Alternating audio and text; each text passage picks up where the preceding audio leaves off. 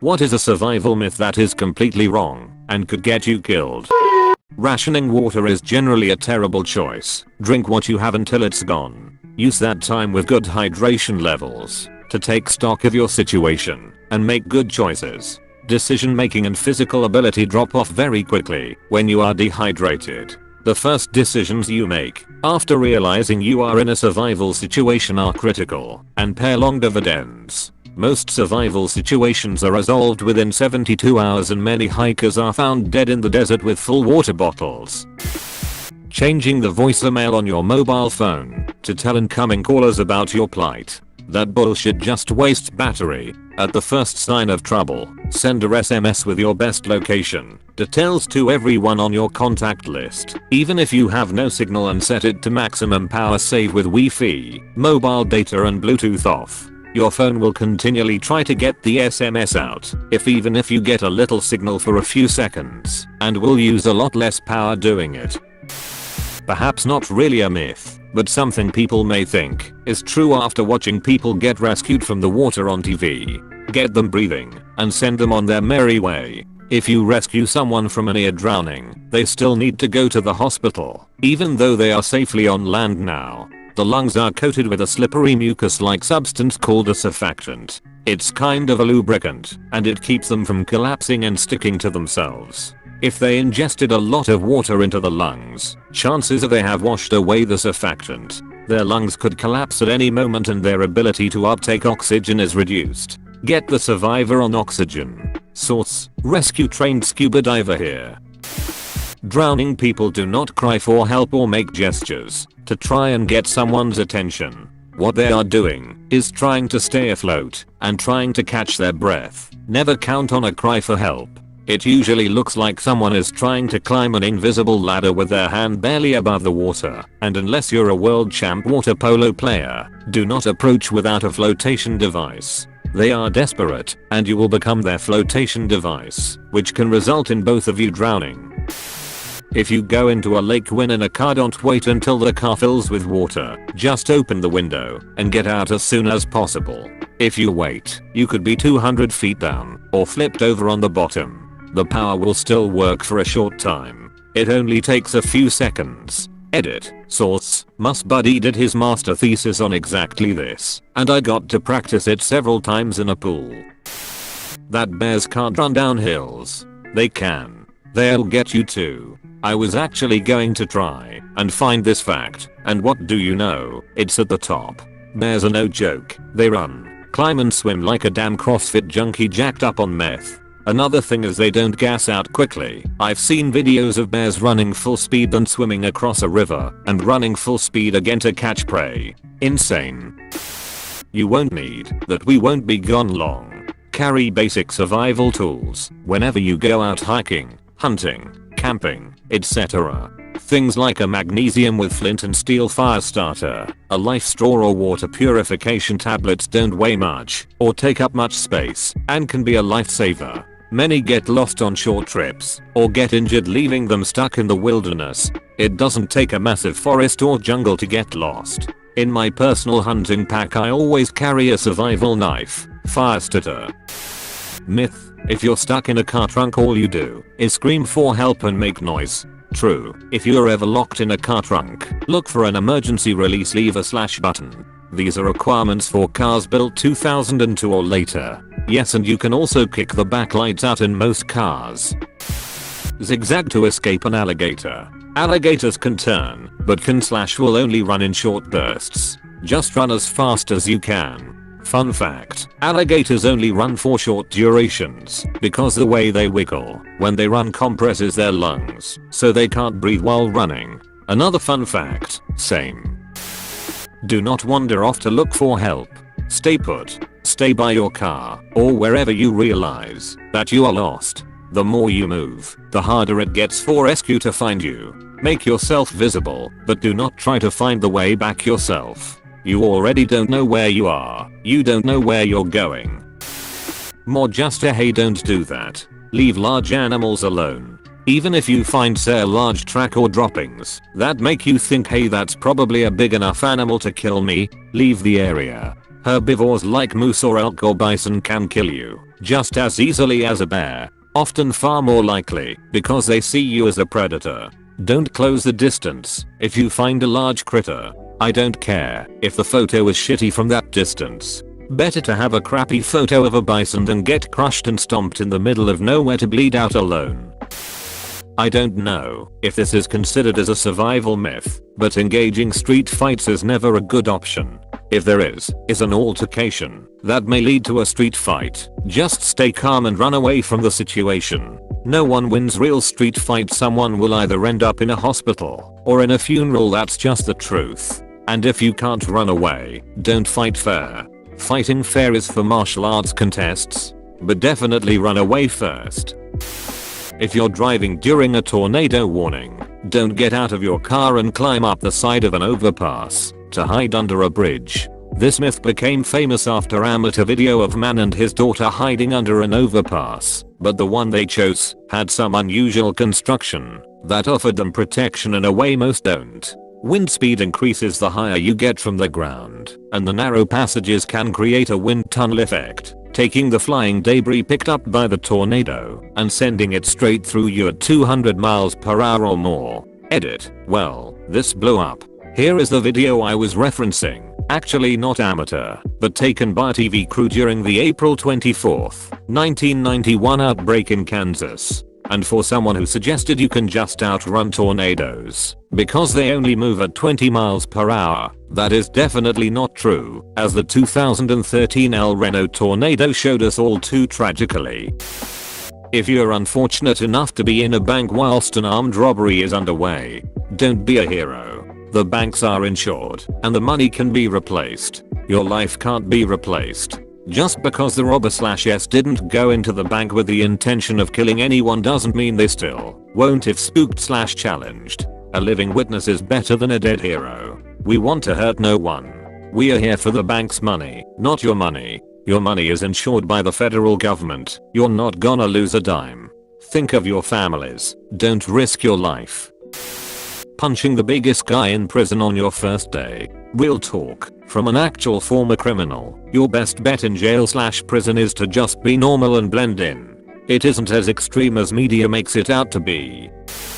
Landing in water from high up is going to kill you 10 meters. 15. Maybe 20. You'll probably be fine if you land properly. Get much higher than that is getting into broken bones and death territory. Not really advice, but it was a funny thing my brother said. If you ever fall from an airplane and you have the choice between concrete and water, choose concrete. At least that way your freshly crippled body won't have to try and swim afterwards.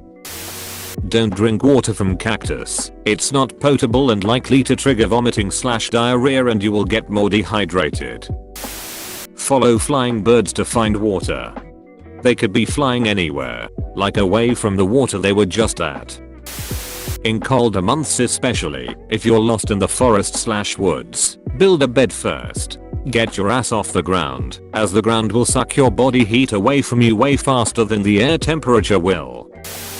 Building a raft to sail to civilization. If you ever find yourself marooned on a deserted island, stay on the island and be found alive vs never found or found dehydrated and dead of exposure. Also walking to safety. If you get lost and your car breaks down, stay with the vehicle. They always find the vehicle. Its inhabitants not so much. Edit. Since this comment has seemed to blow up, let me preface this with I'm not a rescue professional and just reposting what seems like good advice I have seen on Reddit.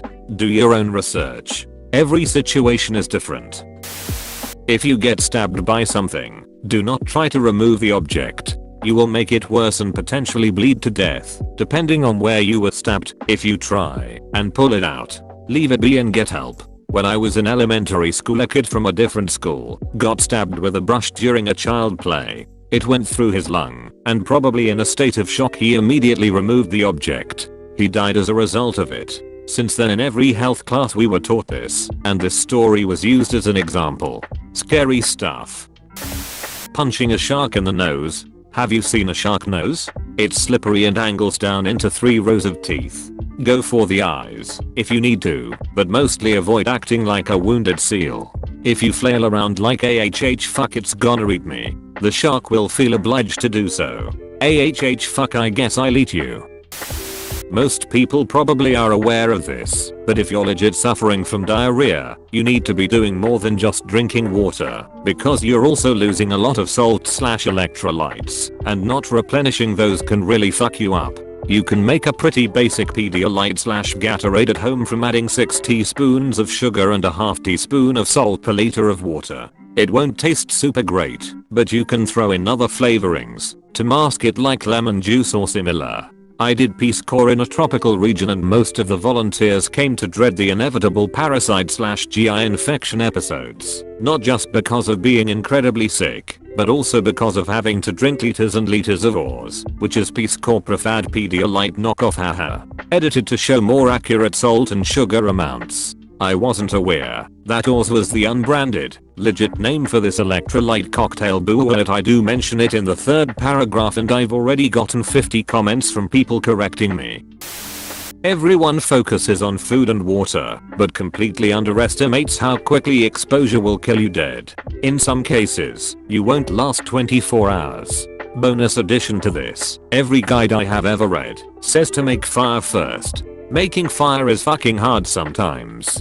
There are many environments where you flat cannot guarantee a good fire. Deserts, because of lack of fuel, and anything especially wet. If you get halfway through the night and realize you can't make fire, you are going to have problems. So make shelter. You can always guarantee a shelter and insulated sleeping spot. Make sure your bedding is at least 4 inches thick when you lay on it. I guarantee you'll underestimate just how bad the ground sucks the heat out of you. Make your shelter as small, thick and weatherproof as possible.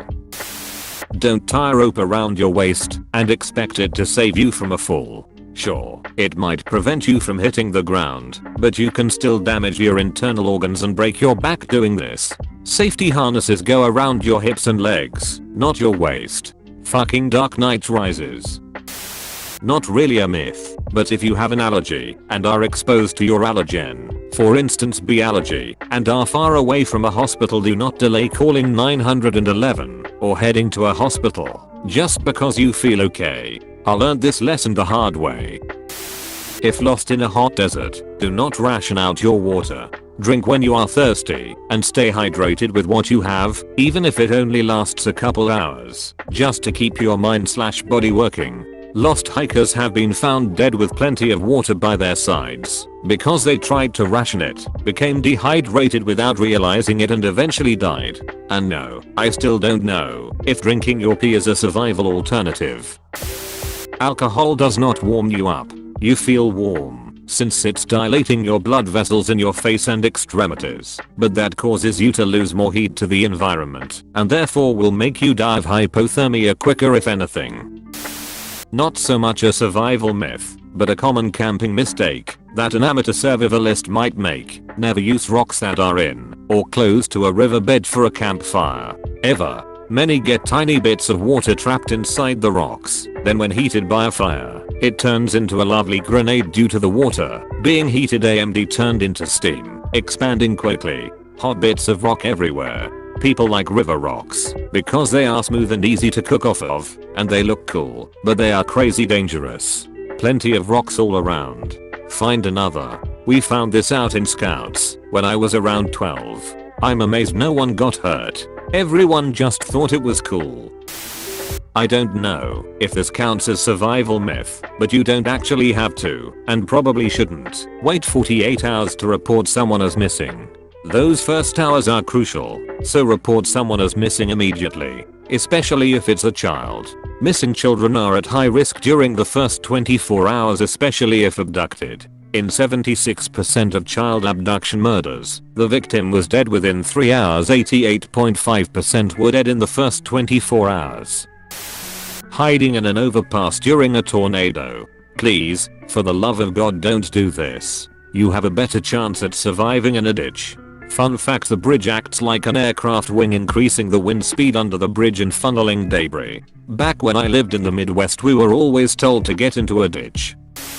You should rub frostbitten skin. Don't. Ever. Frostbite occurs when ice crystals form in your skin and other tissues. Rubbing the injury causes more tissue damage as the ice crystals lacerate new cells. Instead, Treat the victim with painkillers as you slowly rewarm the tissue. Frostbite hurts. Also, you can't survive solely off natural survival foods. Any survival book will show you how to harvest in a tree bark for food, or how to boil and reboil lily pad tubers and skunk cabbage so they are palatable. You'll also learn that hemlock needles are edible, plus how to cook and eat snails and so on. These are considered survival foods because they are things that are edible that you wouldn't likely eat in a normal situation. The myth here is that you can survive off them for an extended length of time. But the reality is, if you are only eating survival foods, you'll start feel sick and weak after a day or two. Some of these survival foods also have little to zero caloric value, which makes them pointless to eat. Another big one is, if an animal eats something, it's safe for you to eat it. It's not. You should always fight back when you are being robbed with a deadly weapon. This is false. Only counterattack if you have the opportunity to, or unless you do not have any other options. Do not counterattack if someone is aiming a gun towards your head, like in the videos from Detroit Urban Survival. Visit Active Self-Protection on YouTube for better tactics. Alternatively, if someone is trying to take you to a second location, fight like hell, because they'll probably kill you at the second location. If someone breaks into your house and takes you and your family captive, you absolutely need to run away, even if they threaten to kill your family members. If you do, it may seem cowardly, but running away to a neighbor's house for help and leaving your toddler with the captor is more likely to save all of your lives than staying. After getting bitten by a snake or trying to suck out the venom, do not do that. By sucking the area of the bite, your blood flows faster and increases the speed of the venom acting on your body. It'll just get to your heart quicker and kill you. For the love of God, do not eat everything raw. If I see another episode of Bear Grylls eating a bat or bird as raw as sashimi, I think I'll go crazy. You should absolutely try your best to cook the food you've nabbed, even if it's through an open fire for a few minutes. Eating, say, a dead bird that may or may not have bird flu is a hell of a lot worse than creating a fire to cook it over. Congrats for completely screwing yourself by eating raw wild meat. Edit 1. Holy bird flu Batman. I just woke up and saw that my inbox exploded. Edit 2. Holy grammar. I was tired and I was using voice to text. Fixed a lot of it now. You absolutely cannot run across the chins and snouts of open gator or croc mouths. 1. You need to be quiet. 2. You can draw a can of bear spray faster than so many post about mountain DJs. Reality is, if you hike alone in bear or mountain lion country, you absolutely should be noisy. Carry a noise device and be loud. If a speaker, for sure, mute it around others. But something, whistle, air horn, speaker, don't matter, need to be noisy when alone at regular intervals. Keeping a first aid kit in your car. Of the commercial kits on the market, 90% are little OE class kits. Take a real first aid course, learn what should be in a kit, and make one yourself. And if you do buy one, go through it and understand what everything in it does and how to use it. Periodically check to make sure it is okay. Replace anything that is past its use by date. An emergency is a really shitty time to discover that you can't close a major laceration with 100 expired My Pet Monster band-aids and a pair of as seen on TV scissors that are rusted shut. I haven't seen it yet, so I'll say it. Do not drink your piss. I don't give a shit what Bear Grylls says. Albeit, you can briefly drink your piss before getting sick, but urine is literally your body flushing out toxins from your squishy innards. Relying on drinking urine will make you more dehydrated than before, get you extremely sick, that is fever, infection, etc., and can lead to kidney and liver damage / failure. So as a survival myth, it's probably one of my favorite to see people try. It probably won't get you killed, but remember that sudden, dramatic changes in diet are really bad for you. If you're doing disaster preparedness and need to stockpile some food, make sure it isn't too different from your everyday diet or you could get yourself sick, which is the last thing you need during a disaster. Also, there's just no good reason to force yourself and others to change diets during a disaster. Like, yeah, you can eat cans of Spam in a disaster, but Cliff Bars and chocolate work just as well.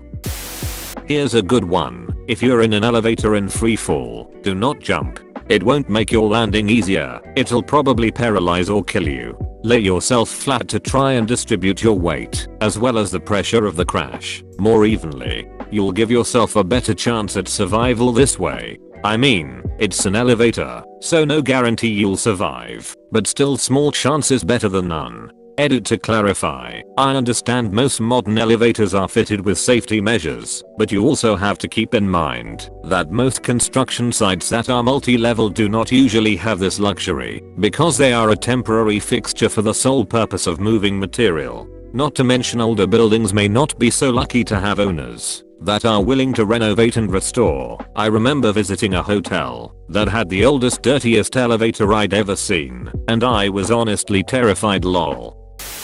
This isn't really a survival myth that anyone spreads, but when I was a kid I thought, if I jumped out of a plane on top of a table, I could jump off the table just before hitting the ground, and since the table was below me, and therefore was really the falling object, in my child brain, and I was only falling as a result of being on the table, that my upward momentum just before impact would cancel out the rate of descent of the table and I could land safely on my feet. Good thing I never tested it.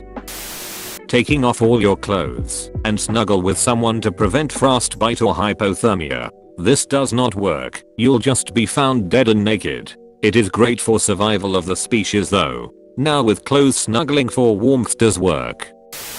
If you get caught in a forest fire, that you can survive by finding a big depression or cave and waiting for the flame front to pass. You'll die from suffocating as the fire consumes all the oxygen. You have a much better chance of running through the flame front. Protect your eyes, face, and especially your airways. Cover as much of your skin as possible. The main things are to protect your eyes, mouth, and nose. Pick a line with the least obstructions and where the fire will burn less intense. Close your eyes, take a deep breath and run. You'll know once you've made it through. Most people will gasp or try to breathe in once they hit the flame front. That's why you gotta protect it. Otherwise you'll take in a breath of superheated air, instantly blister your lungs, and drown in your own bodily fluids.